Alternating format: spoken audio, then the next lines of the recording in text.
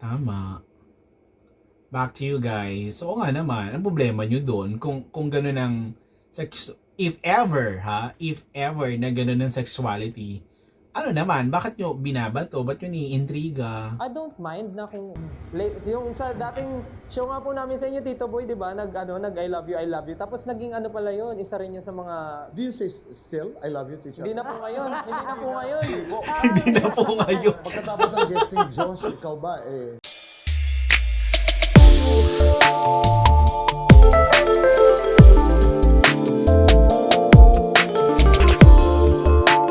Hello mga Kals and hello mga kasisi. Welcome back to my channel. It's me, Daring_Official, ang magtatalakad chika para sa SB19. First time natin magagawa na reaction video ang SB19 sa Fast Talk. Alam ko nagkaroon na sila ng maraming interview sa Fast Talk, but this is the first time I do reaction video for SB19 dito sa Fast Talk. So, tingnan natin kung anong meron dito. Syempre, kung bago pa lang sa akin channel, please subscribe and hit the notification bell and comment down there. Fast Talk ni Boy Abunda in 2 minutes plus some interview ang inaantay ko dito. So, tignan natin kung saan tayo aabot dito sa video na to. So, let's go sa go.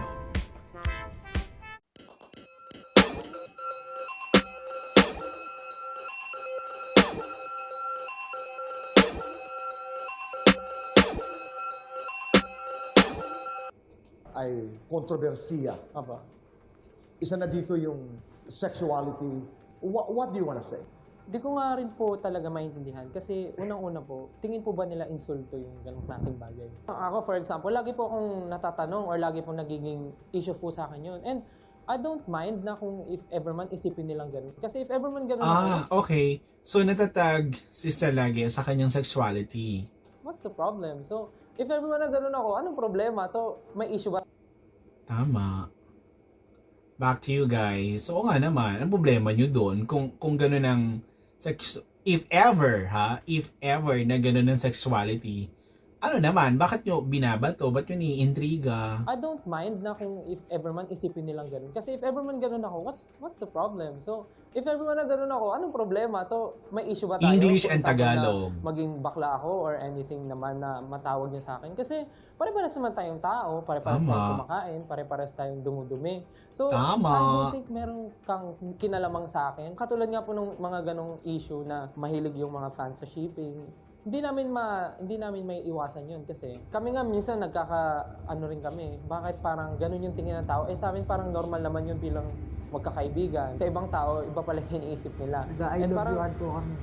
Yung sa dating show nga po namin sa inyo Tito Boy, 'di ba? Nag I love you, I love you. Tapos naging ano pala yun, isa rin yun sa mga Do you say still, I love you to each other? hindi na po ngayon, hindi na po ngayon. Hindi na po ngayon. Pagkatapos ng guesting, Josh, ikaw ba paano ka nabuhay noong nalala mo? Hirap eh. Huli, hindi po ako aware during those times. Yung mga, para, syempre, uma-answer po ako out of kung ano yung binigay sa akin.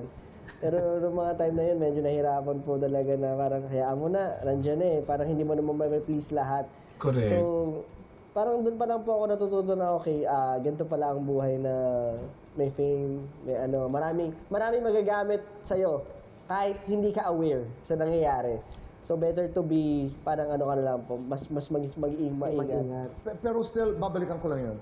Kahit sa amin, kahit sa akin, for example, as an interviewer, and I've been doing this for a long, long time, you try to protect it kasi hindi mo alam kung ano am I going beyond borders? But at the same time, it's part of the job. Yeah. Because you are public. Nasaan kayo pagdating doon? I commend you po para dun sa pagstay. Kasi mahirap po talaga yung pagbungkal ng truth eh.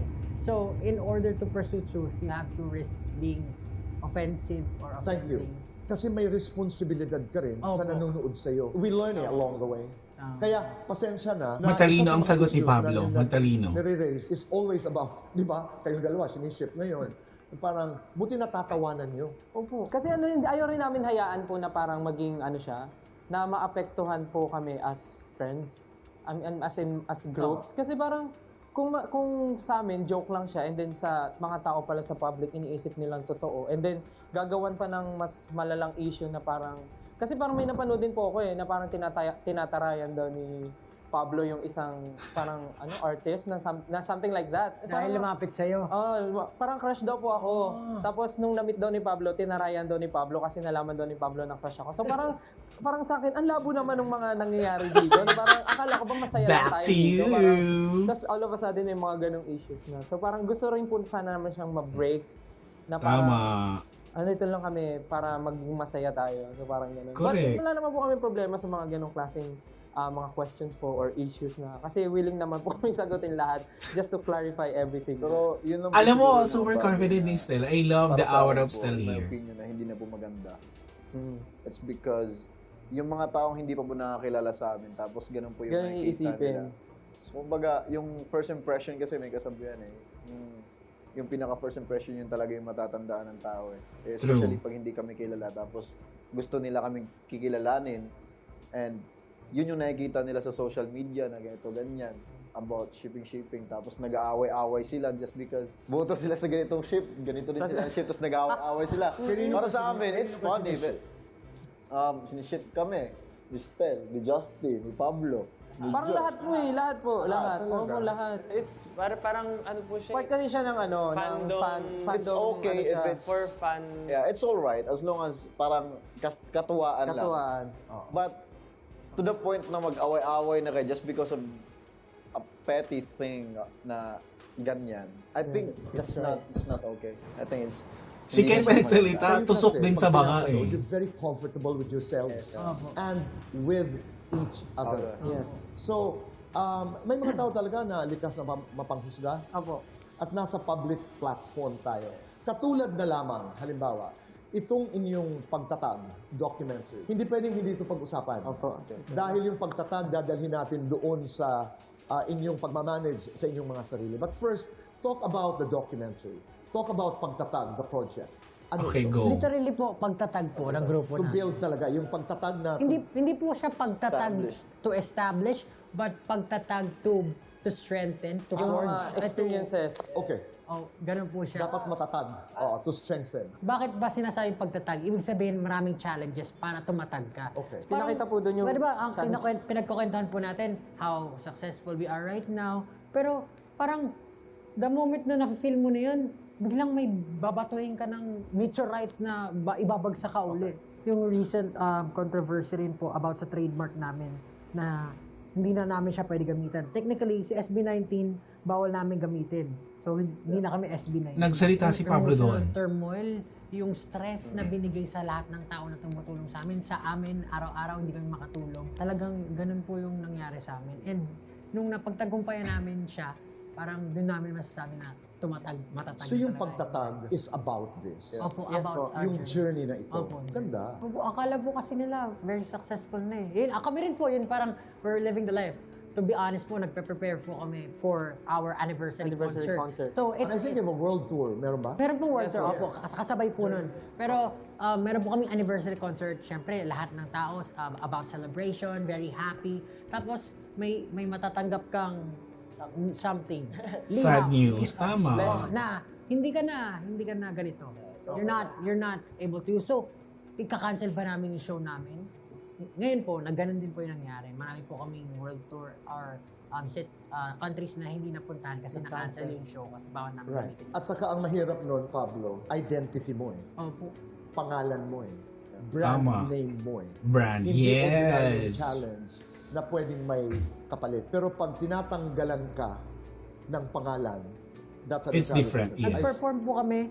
Please welcome Pablo, Josh, Stel, Ken, Justin. Ganun lang po. That's sad. Tapos yung mga tao, Tama yung tanong mo, nasa na yung pinaghirapan namin? Nasa na yung... sinisigaw ng mga tao. Tapos parang hindi mo po ma-feel Oo. yung moment na yun. Na parang, ano kami? Sino kami? Parang gano'n. Tama.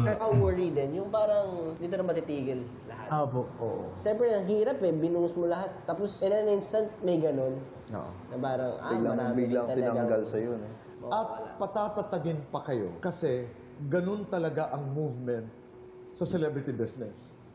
Maakyat ka, biglang may liham. Ang advantage lang nun ay patatag ka ng patatag ng patatag. So walang pasok na nagawa doon. But anyway, Highway, ito, interviews ng ganito kaseryoso. Interview na as in, general topic about SB19 and the comments and the issue about them. Super genius na mga sagot dito. Ken, I love the answer of Ken. Pablo, super galing sumagot. And Stel, back to you guys. Oo, ganon. But anyway, thank you so much, Caps, mga kasisi, for watching this, and see you again. Bye!